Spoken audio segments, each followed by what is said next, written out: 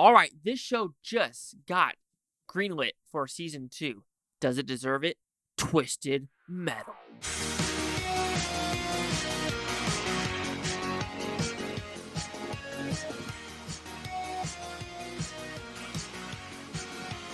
Chase Mackie here at the Blue Futon reviewing Twisted Metal. First off, I'm actually freaking shocked that Sony hasn't made a new Twisted Metal game for the PS5. What the fuck is happening? Like, do people not? I think people are into the Battle Royale-esque stuff now. This is almost perfect. What is Sony doing? Anyway, they decided to make a TV show instead with Universal, with Anthony Mackie, and the girl from Brooklyn, Brooklyn Nine-Nine, as well as Thomas Haden Church and other characters. As well, Arnett is voicing the clown.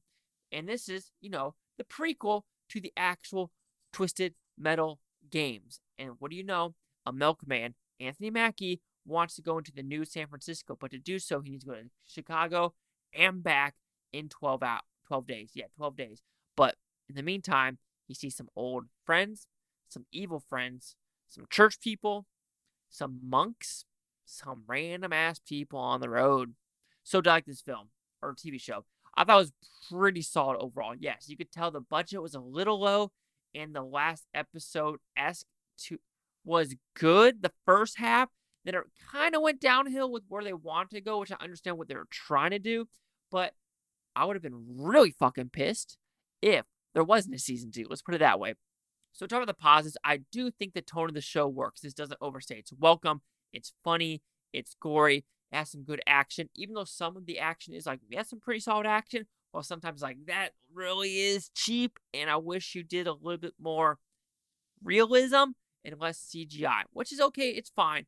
I do like that they decided to flesh out the characters, especially like Sweet Tooth, the Milkman, and these other characters, because I knew for a fact, or they kind of fingers crossed for a fact, that there would be a season 2, which of course, like I said, it got greenlit, so they're probably like, hell yeah, we are good, because like I said, if they would have been like, well, shit, we made a Twisted Metal show without any real Twisted Metal mayhem, because like I said, season 1 is all about the backstory, how the world got to what it is, and people are going to like that or they don't, but I think overall it did a solid job with the world building.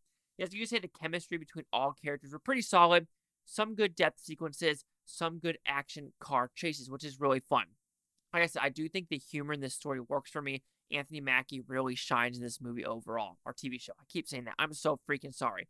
And like I said, it doesn't overstay its welcome. Some episodes are 28 minutes, some are 22, some are 32. It knows exactly what it's trying to do. I was never bored with the pacing, so thumbs up on that level. And also, the final episode, I was like, hell yeah, give me some carnage.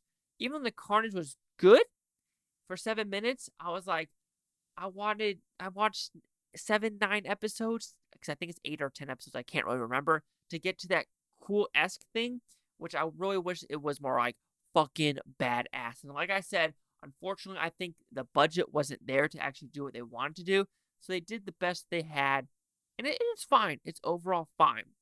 And of course, some other negatives, like I say, is some story arcs, you're just like, that's cool. I don't really care about it.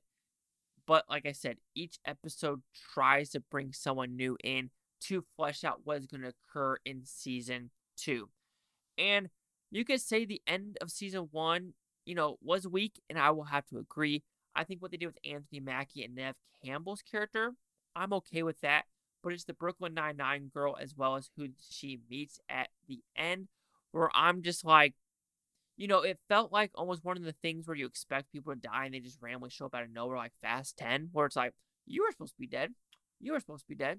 You were supposed to be dead. You were supposed to be dead. And now you're randomly alive out of nowhere. Sure, suspension of disbelief, but I'll take it. But overall, Twisted Metal could have been a dog shit show, but actually above average. And I recommend it for people that even don't know Twisted Metal. And I think that is the best compliment someone could get for this show. So Twisted Metal will receive a 3.5 out of 5 with Futons, which equals at 70%. So see the critics and user scores gave this one. So have critics a 68% with 47 of them. Audience score a 94% over 1,000. Critic consensus. An enjoyable blast of cartoonish violent mayhem. Twisted Metal sometimes struggles to flesh out its source material, but ultimately offers an adaptation with surprising depth. Can someone be mad that they didn't do more Sweet Tooth? Sure, but I do think Season 2 will flesh it out. Anyway, 68, 70, 94. Chase Lock here with the Blue Futon. Like, comment, subscribe. One of the things, Bhutontopia. You Bhuton, have a great day. And I don't care about just Tahj tomorrow, a week from now, a month from now, a year from now, every single freaking one of you. And randomly, holy shit, surprise subscriber amount. Thank you.